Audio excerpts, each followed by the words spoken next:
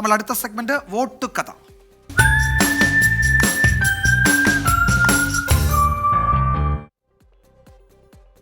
നമ്മളെ ചിന്തിപ്പിക്കുന്ന മറ്റൊരു റിപ്പോർട്ടിലേക്കാണ് നമ്മൾ ഇനി പോകുന്നത്. നമുക്കറിയാം, തമിഴ്നാട്ടിൽ വോട്ടെടുപ്പ് പൂർത്തിയായി കഴിഞ്ഞു. പക്ഷേ അവിടുത്തെ പോളിംഗ് ബൂത്തുകളിൽ നിന്നുള്ള ചില കാഴ്ചകളിലേക്കാണ് ഇനി പ്രേക്ഷകരുടെ ശ്രദ്ധ ക്ഷണിക്കുന്നത്. വോട്ടെടുപ്പിന്റെ കോലാഹലങ്ങൾ എല്ലാം ഒഴിഞ്ഞ സ്വന്തം ക്ലാസ് മുറികളിലേക്ക് എത്തിയ കുട്ടികൾ പക്ഷേ കണ്ടത് അത്ര നല്ല കാഴ്ചകളായിരുന്നില്ല തമിഴ്നാട്ടിൽ. കഴിച്ച് ബാക്കിയാക്കിയ ഭക്ഷണ സാധനങ്ങളും നോട്ടീസുകളും ഒക്കെയാണ് ക്ലാസ് മുറികളിലെത്തിയ കുട്ടികളെ സ്വീകരിച്ചത്. ഇതോടെ മുതിർന്ന പൗരന്മാരുടെ ഈ പൗരബോധത്തെ കുട്ടി പൗരന്മാർ ചോദ്യം ചെയ്തു. ആ വീഡിയോ കാണാം നമുക്ക്.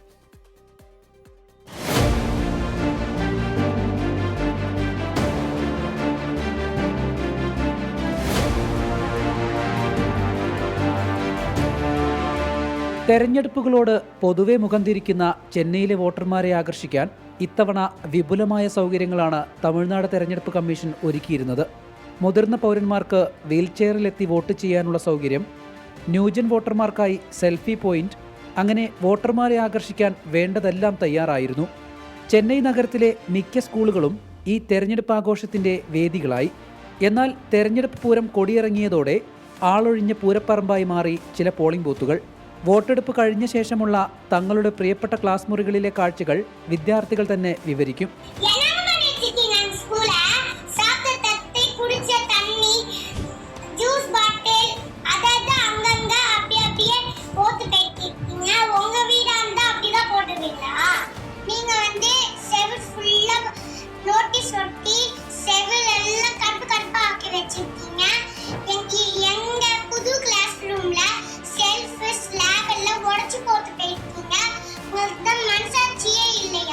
തെരഞ്ഞെടുപ്പ് കമ്മീഷൻ ഇത്രയേറെ സൗകര്യങ്ങൾ ഒരുക്കിയിട്ടും പതിവ് പോലെ ചെന്നൈയിലെ വോട്ടർമാർ തെരഞ്ഞെടുപ്പ് അവഗണിച്ച് അവധി ആഘോഷിക്കാൻ പോയതാണ് ഏറെ കൗതുകകരം.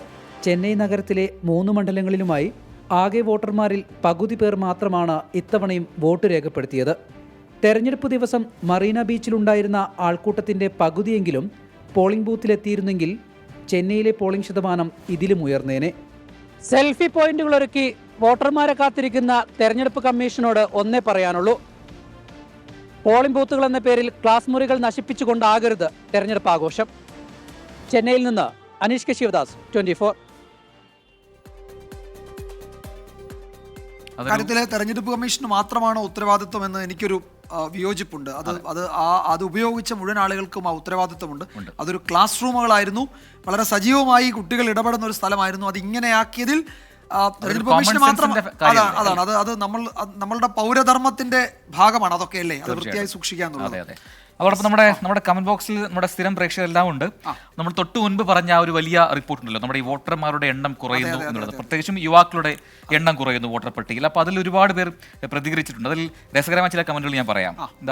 ചേറും ചെറാടി നമ്മുടെ സ്ഥിരം പ്രേക്ഷകനാണല്ലോ, പറയുന്നു, പിള്ളേർക്ക് മതത്തിലും രാഷ്ട്രീയത്തിലും ഒന്നും പഴയതുപോലെ താല്പര്യമില്ല, അടിപൊളിയാണ് പിള്ളേരെന്ന് പറയുന്നു.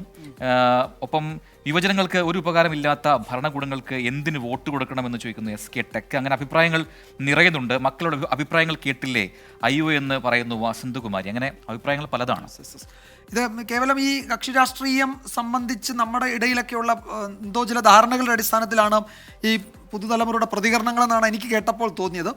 അപ്പോൾ ഇത് വോട്ട് ചെയ്യാതിരിക്കുക, വോട്ടേഴ്സ് ലിസ്റ്റിൽ പേര് ചേർക്കണ്ട എന്ന് വിചാരിക്കുക, ഇതൊന്നും നമ്മുടെ ഭാഗമല്ല എന്ന് കരുതുക എന്നതൊക്കെ അതൊക്കെ എങ്ങനെയാണ്, അതിനോടൊക്കെ നമുക്ക് യോജിക്കാൻ കഴിയുക എന്ന വലിയ ചോദ്യമുണ്ട്. എന്തായാലും മാറ്റമുണ്ടാകും, മാറ്റമുണ്ടാകണം, മാറ്റമുണ്ടാകട്ടെ എന്നാണ് നമുക്ക് ഈ ഘട്ടത്തിൽ ആഗ്രഹിക്കാനുള്ളത്. ഈ നിലയിലായിരിക്കില്ല അടുത്ത തെരഞ്ഞെടുപ്പുകളിൽ പ്രതികരിക്കുക എന്ന് നമുക്ക് പ്രതീക്ഷിക്കാം, അല്ലേ? തീർച്ചയായിട്ടും. യെസ്, നമ്മളൊരു ഇടവേളയിലേക്ക് കടക്കുകയാണ്. ഇടവേള കഴിഞ്ഞ് വരുമ്പോൾ നമ്മുടെ ജനപ്രിയ സെഗ്മെന്റുകളിൽ ഒന്നായ വേരുകൾ കാണാം. ലോകത്തെവിടെയായാലും ഏത് സമയത്തും 24 വാർത്തകളും ഓഗ്മെന്റഡ് റിയാലിറ്റി പാക്കേജുകളും എക്സ്പ്ലെയിനറുകളും വിശദമായി കാണാൻ ഞങ്ങളുടെ യൂട്യൂബ് ചാനൽ നിങ്ങൾക്ക് സബ്സ്ക്രൈബ് ചെയ്യാം.